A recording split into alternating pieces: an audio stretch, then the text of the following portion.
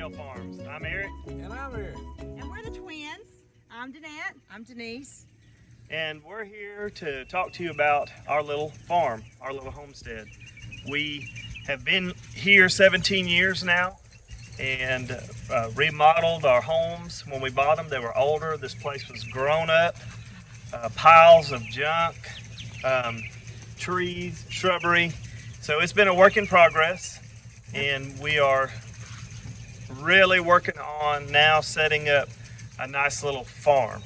And so I'm gonna let the girls talk a little bit about Perry Hill Farms, why we named it that, and then we'll take you around a little tour of our place and just give you a tidbit of history. As Eric said, we've been here 17 years. We bought these two homes side by side, Danette and her husband and me and my husband, and we started clearing the property and creating just a little farm here. A few years after that, our parents bought land on the back of the property, and we started Just developing Perry Hill Farm. just started developing Perry Hill Farms. My dad loved to be outside. He loved to do gardening. He loved to show us canning.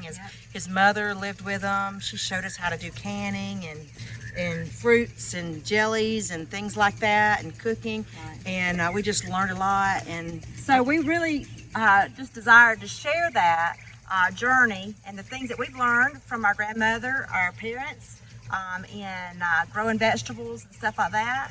And so that's where Perry Hill come from. And we hope that you enjoy our journey as we share the things that we've learned from our family, and we hope that you will enjoy it. All right, what we've done behind our house, we have the two raised beds, and behind Eric and Danette's house is the main garden. And so these raised beds, we had talked about doing raised beds for a few years, but we never really,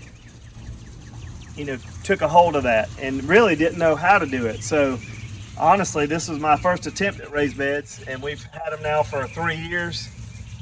I use blocks. Whether that's right or wrong, I don't know, but they've been very efficient for us. And I just always knew that if I needed to move these raised beds or needed to do something else, I could just remove the blocks, move them. So they won't rot and always be there. But what we mainly did the raised beds for was vegetables, tomatoes. We like tomatoes. We make salsa, those type things. So we wanted to be able to grow some tomatoes. So as you can see, they're 40 foot long, about 4 foot wide, and house a lot of tomato plants. We also have some romaine lettuce and some broccoli for the first time. for the first time. I've put some hog panels up from time to time to run a trellis, and we'll run some cucumbers or snap beans over that. But we mainly use horse compost, some rabbit manure, and we have used some compost off our cows with hay to keep the raised beds full. But that's our raised bed section, and we'll take you over to the garden and let Eric and Danette talk a little bit about the main garden. All right, guys, we're out here in our garden now, and I was going to say a while ago, during this time of the virus and all that, we really feel it important to start raising your own food and trying to be more self-sufficient. So through that process, we've been gardening this place, and normally we just plant it all the way across and all. One One large garden. And but this year we were inspired by another channel, Hoss Tools. We actually got their push plow. We buy a lot of seeds from Hoss Tools, but Travis had his divided up into 6 plots, so we divided ours up into 6 plots, and it made things a lot simpler, a lot nicer. Easier to maintain. It's really easier to maintain. But we're going to take you and show you some of the stuff we planted in each plot. This first plot here, we have some Cherokee tan pumpkins. We have some, oh goodness, I forgot the name of the watermelon. We have some Moon and Stars watermelons. We got those seeds from Hoss Tools. We have some cantaloupes beside them, and then Down a little further, we have some eggplants, just a few eggplants.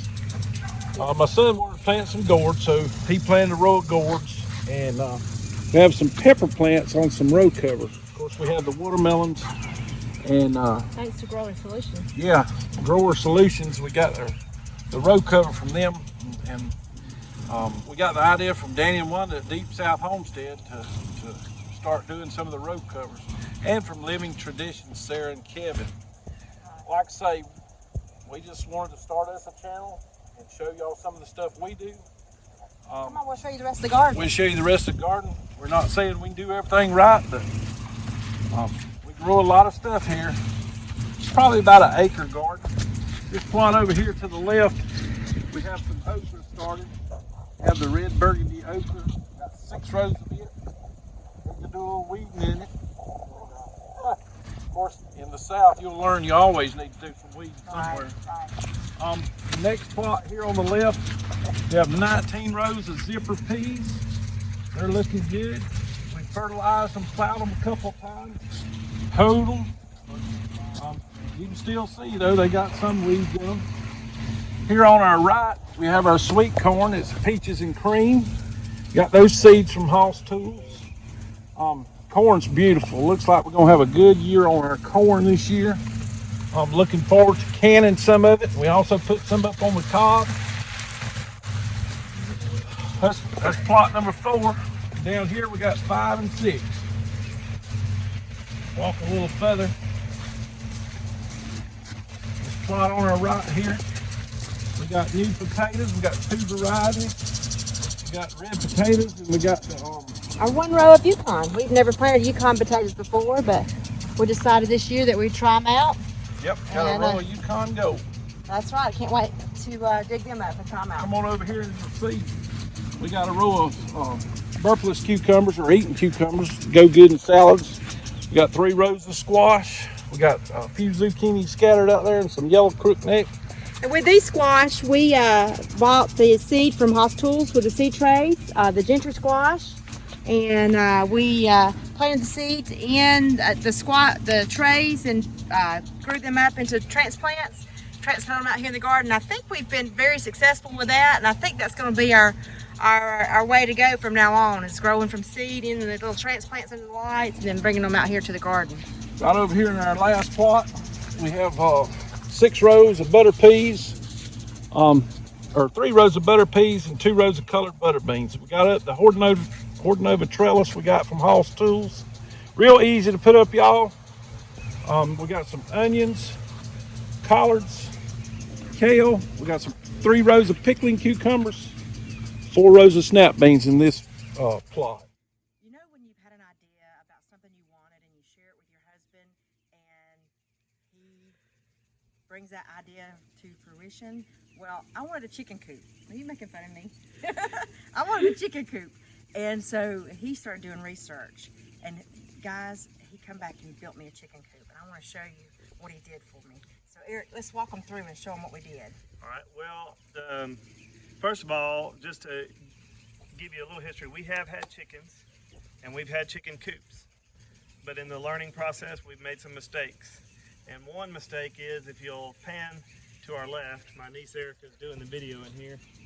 These pecan trees are old pecan trees. And I will just tell you, if you build a building under a pecan tree, it's inevitable. The pecan limb will crash and it will land on whatever you build. And so we had a chicken pen and a large limb came out and right through the chicken pen. And so what we learned is, hey, if we're gonna build something, build it out away from the trees. So when my wife said, hey, I would really like to get some chickens back, my brother-in-law wanted to get some chickens back. And I said, well, let me research how to build a good chicken coop.